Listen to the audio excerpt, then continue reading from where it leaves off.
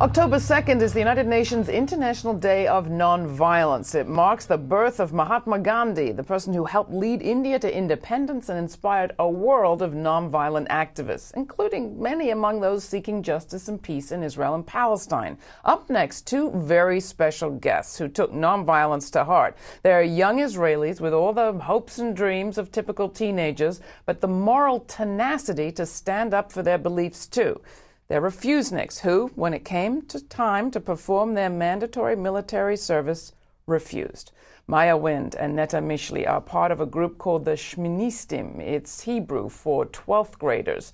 They're currently on a U.S. tour with Jewish Voices for Peace and Code Pink.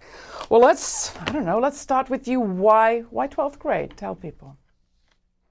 Well, we are high school seniors. Conscription in Israel is mandatory for all Jewish citizens and some non-Jewish minorities also. And we are refusers. So what happens at 12th grade? That's the last year that you have in school before you have to go and do your service. Right, that's the year where you have to go through all sorts of different exams and tests to see which is the position for you. And it's the year where a lot of people build up excitement, start getting into shape for the army. And that's the year where we took the final decision not to join. You didn't get excited and started getting into shape, Netta. What happened? Well, it's an individual process for anyone. So it has a different choice. But for me, I started in a very young age to think about it, to think if I want to go to the army, because this is not a question in Israel. It's very obvious that you're going to the army. And so the process of asking questions was really important. And I decided that this is not what I want to do. And I was part of this group, the Shministim letter. What we did is we wrote a letter that to declare our refuser in public. Now, this tradition goes back to the 70s, but talk a little bit about how it got started. Well, the first letter was in the 70s, and it was teenagers expressing their concern for the occupation right at its very start. There are actually only three main letters of Shministim of refusal, that the letter was followed by refusal to serve. That was in 2001, 2005, and ours, which is 2008. And the movement is actually getting smaller, unfortunately. We were only 10 of us this year.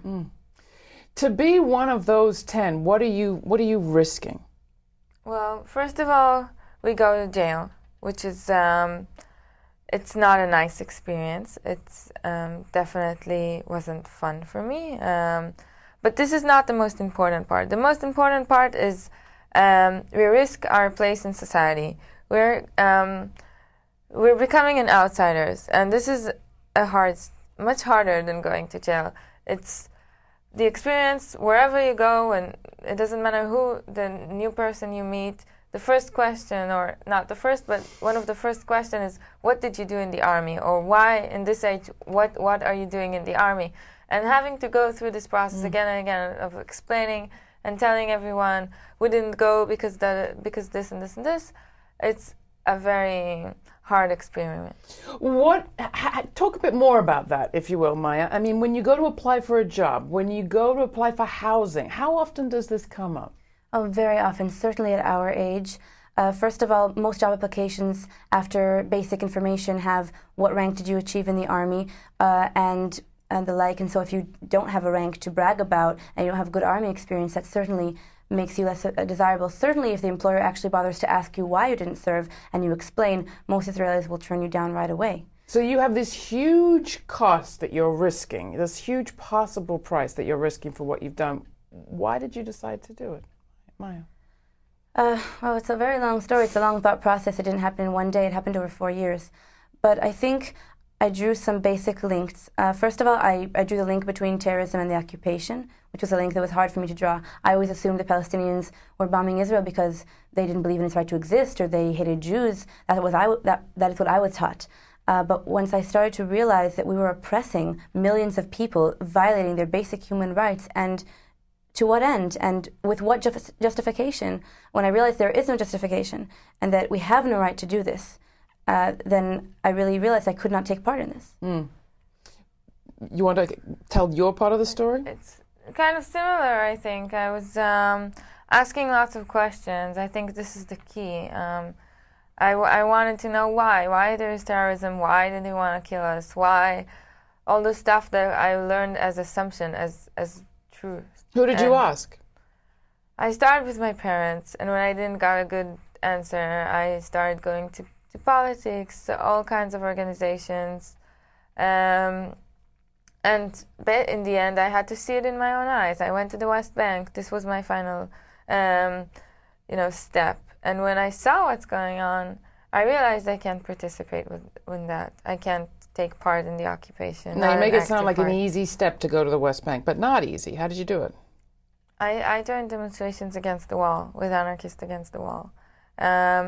It's not so hard. It's 25 minutes away from us, from Tel Aviv, where I live. And it's hard in your mind to say, I'm going to go to the West Bank to speak with Palestinians. But once you decide you want to do it, you want to see the other side, which is not really other.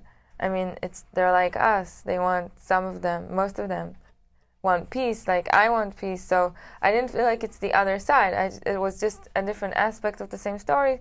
And I wanted to talk to people who has to experience the occupation. Maya, did you go look for yourself too? Yeah, I also went to the West Bank. I mean, I had grown up in a religious school, and a lot of my friends were settlers from the West Bank, and I'd been to settlements and outposts on playdates very often as a child. But that was one side of the West Bank. I remember in my very beginning of a career as a peace activist in the West Bank, I was about 15 at the time, and I remember the first time I went there, I was terrified. I was sure that if I told someone I was Jewish or Israeli, I would be shot to death. And, you know, I had to get over that fear, and then slowly I came to realize that there are so many Palestinians who would welcome me with open arms, certainly with the opinions I hold, but not even, and that, you know, they weren't nearly as hostile as I was taught.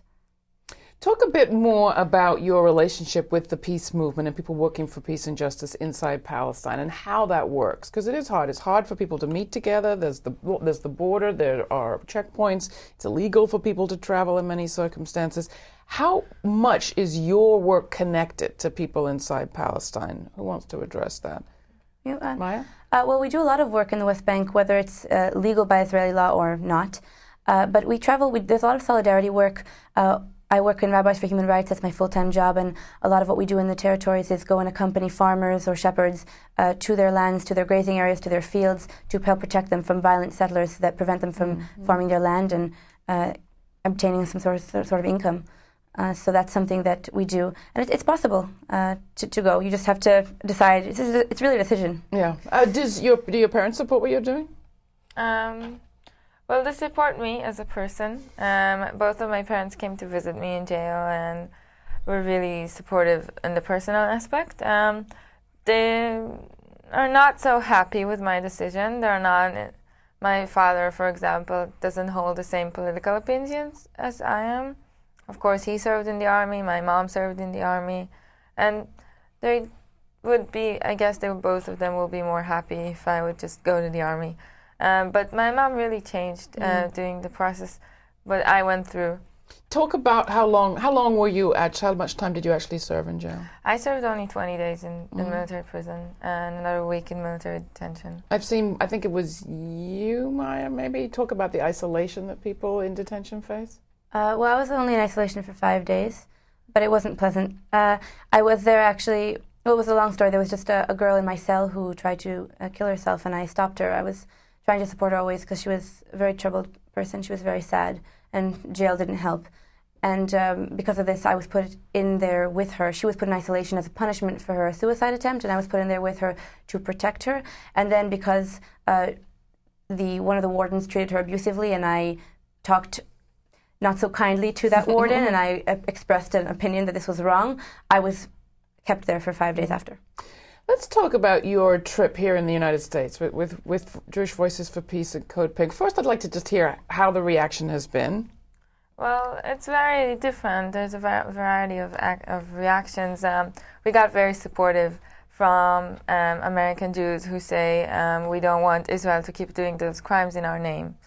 We got good reactions from Palestinian Americans or Arab Americans that were very, I think they were very touched to hear our voice because it's almost unheard usually.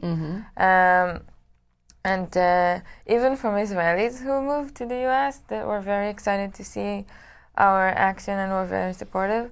And on the other side, we got some really rough comments. People call us traitors or self-hating Jews or... How do you deal with them?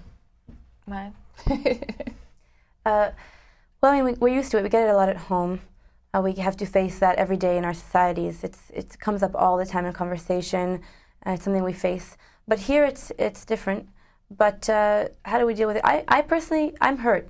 I have a hard time not taking it to heart and not feeling pain when I hear these words. Have you had a chance to talk at all? Because I'm listening to you, and you're, incredibly courageous and brave, and you're doing the right thing, and you're speaking in a country where we have not a draft, but a poverty draft, where people are going and serving in their own occupation in Iraq and Afghanistan. Hearing you, have people come to hear you who themselves are facing? Maybe they're going to get deployed. Maybe they're wondering about whether they're doing the right thing. Well, we've met with war resistors here in the United States, War Resistors League and Dialogues Against Militarism. They were all very impressive groups that we met with, and that was great. We kind of fed ideas off each other. We have a lot in common, refuseniks here and there.